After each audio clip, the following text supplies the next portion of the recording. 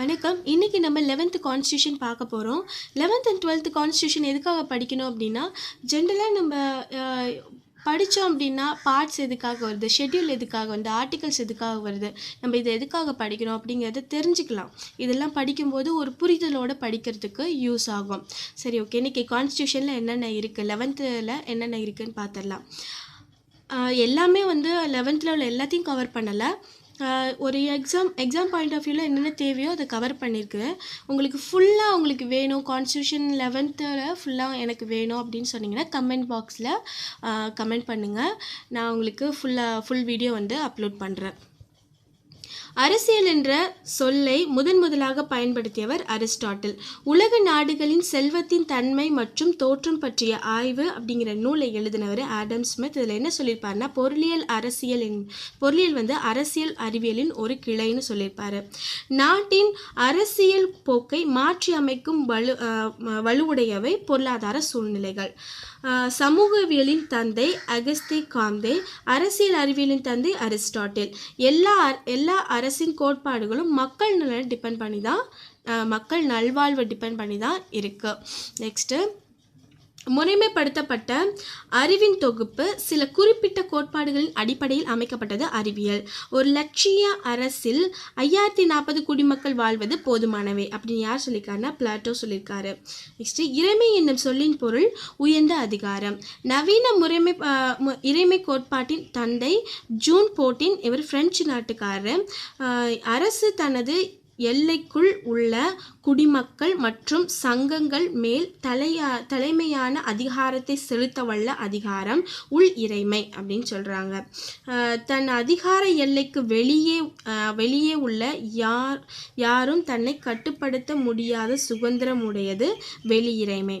உள் இறைமை வெளியிறைமைன்னா என்ன அப்படின்னா, உள் இறைமை அப்படிங்கிறது இப்போது எத்தனை சங்கங்கள் எத்தனை நிறுவனங்கள் வேணால் ஸ்டார்ட் பண்ணிக்கலாம். ஆனால் அது என்னென்னா, அது அரசாங்கத்தோட விதிமுறைக்கு கட்டுப்பட்டு இருக்கணும். அதை தான் உள் இறைமை. அதை கட்டுப்படுத்துறதுக்கான அதிகாரம் அரசாங்கத்திட்ட இருக்குது அப்படிங்கிறது உள் இறைமை. வெளியிறைமை அப்படின்னா, வெளியில் இப்போ சைனா, பாகிஸ்தான்ன்ற மாதிரி நம்மளை சுற்றி நிறைய நாடுகள் இருக்குது. அங்கே விதிக்கிற சட்டங்கள் நம்மளையே கட்டுப்படுத்தாது. இப்போ ஏதோ கரெக்ஷன், அவங்க கான்ஸ்டியூஷன் ஏதாவது கரெக்ஷன் இருந்துச்சுன்னா நம்மளை அதை கட்டுப்படுத்துமா? கண்டிப்பாக இல்லை. ஸோ இதுதான் வெளியிறைமை அப்படின்னு சொல்லி, இது ஒரு முழுமையான ஒரு சுதந்திரத்தை குறிக்கிறது தான் இறைமைன்னு சொல்கிறாங்க. நெக்ஸ்ட்டு, சட்டமன்றம் இயற்றிய சட்டத்தை அமுல்படுத்துவது யார் அப்படின்னா செயலாட்சி குழு. அமுல்படுத்துவது யார்? சட்டமன்றத்தில் இயற்றப்படும் சட்டத்தை அமுலாக்குவது செயலாட்சி குழு. பாராளுமன்றத்தின் தாய் இங்கிலாந்து பாராளுமன்றம். உலகத்திலேயே பழமையானதும் இங்கிலாந்து பாராளுமன்றம் தான். மக்களாட்சியின் ஒரு தூண் நீதித்துறை. மக்களாட்சியின் ஒரு தூண் நீதித்துறை. மக்களாட்சியின் அஸ்திவாரம் அப்படிங்கிறது அரசியல் அமைப்பை சொல்கிறாங்க. நெக்ஸ்ட்டு, மக்களாட்சியின் அஸ்திவாரம் அரசியலமைப்பு.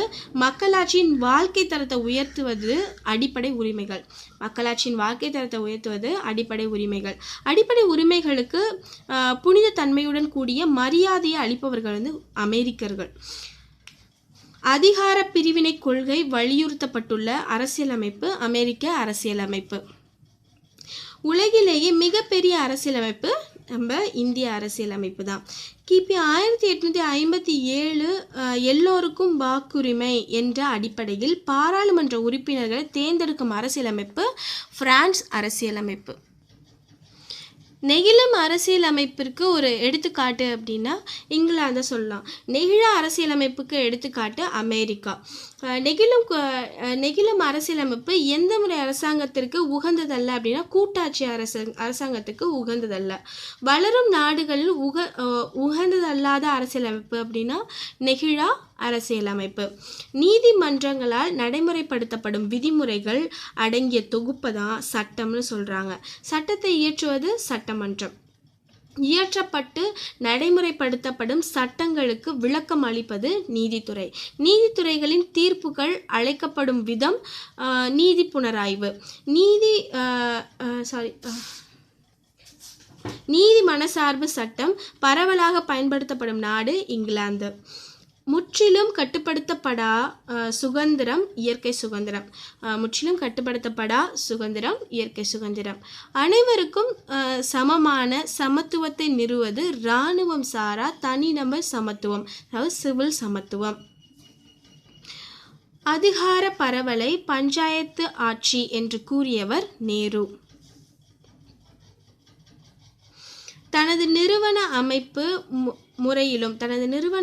முறையிலும் பணிகளிலும் குறிக்கோள்களிலும் அரசாங்க அமைப்பினின்று வேறுபடுகிறது எதுன்னு சொல்லுவாங்க? தலசுய ஆட்சி அப்படின்னு சொல்லுவாங்க, செல்ஃப் கவர்னன்ஸ்.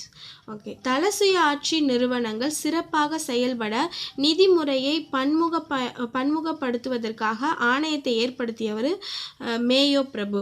தமிழ்நாட்டிற்கும் ஆந்திராவுக்கும் இடையே தண்ணீர் பிரச்சனையை தீர்க்க உருவாக்கப்பட்ட இயக்கம் விரல் ஹரியானை இயக்கம். யாரை தேர்ந்தெடுக்க தேர்தல் நடத்துகிறாங்க அப்படின்னா, பாராளுமன்றம், சட்டமன்றம், குடியரசுத் தலைவர், துணை குடியரசுத் தலைவர் இவங்கெல்லாம் தேர்ந்தெடுக்கிறதுக்காக தான் தேர்தல் நடத்துகிறாங்க. நெக்ஸ்ட்டு இந்திய தேசிய காங்கிரஸை தோற்றுவித்தவர் யார் அப்படின்னா ஆலன் ஆக்டேவியன் ஹியூம். குடியாட்சியில் முக்கிய பங்காற்றுவர்கள் வாக்காளர்கள். வயது அடிப்படை பொறுத்து நாட்டிற்கு நாடு வேறுபடுவது வாக்குரிமை, அதாவது வாக்களிப்போருக்கான வயது. நியாயம் சார்ந்து இல்லாமல் சட்ட ரீதியான உரிமை வாக்குரிமை. 1925ஆம் ஆண்டு வரை வரி செலுத்துவோருக்கு மட்டுமே வாக்குரிமை வழங்கப்பட்டு வந்த நாடு ஜப்பான். எழுத படிக்க இயலாதவர்களுக்கு வாக்குரிமை மறுக்கப்பட்ட நாடுகள் பிரேசில், சிலி. நெக்ஸ்ட்டு, இந்த நூற்றாண்டின் இடையில் பெண்களுக்கு வாக்குரிமை வழங்க முன்வந்த நாடு பிரிட்டன், சுவிட்சர்லாந்து. இந்தியாவின் வாக்களிக்கும் வயது 21லேருந்து 18 மாற்றினவர் ராஜீவ் காந்தி. ஒற்றை மாற்று வாக்கு முறையில் ஒரு வாக்காளர்களுக்கு எத்தனை வாக்குகள் அப்படின்னா 1 வாக்கு.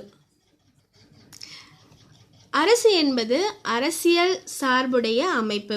அடிப்படை உரிமைகளை நடைமுறைப்படுத்த உச்சநீதிமன்றத்திடம் எந்த விதியின் கீழ் விண்ணப்பிக்க உரிமை உள்ளது அப்படின்னா விதி 32. இதுதான் அம்பேத்கர் என்ன சொல்லியிருப்பார் அப்படின்னா அரசியல் அமைப்பின் ஆன்மா, இதயம் அப்படின்னு சொல்லியிருப்பார். உலகில் எத்தனை நாடுகளில் அரசியல் அமைப்பில் அடிப்படை கடமைகள் பட்டியல் தரப்பட்டுள்ளது அப்படின்னா 50 நாடுகள்.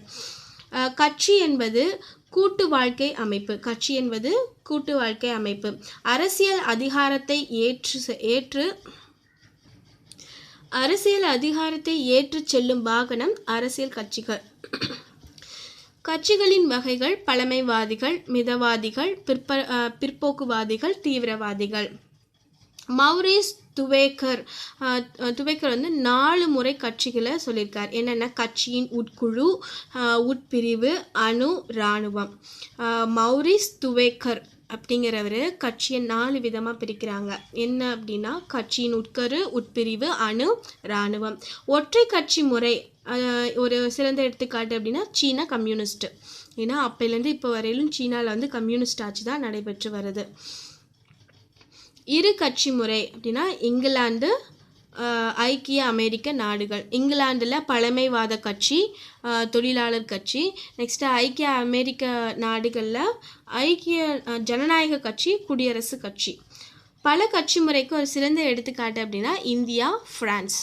ஓகே, இதோட 11th உள்ள இம்பார்ட்டண்டான கொஷின்ஸ் எல்லாம் முடிஞ்சுது. நெக்ஸ்ட்டு 12th பார்க்க போகிறோம். 12th நெக்ஸ்ட் வீடியோவில் பார்க்கலாம். Thank you.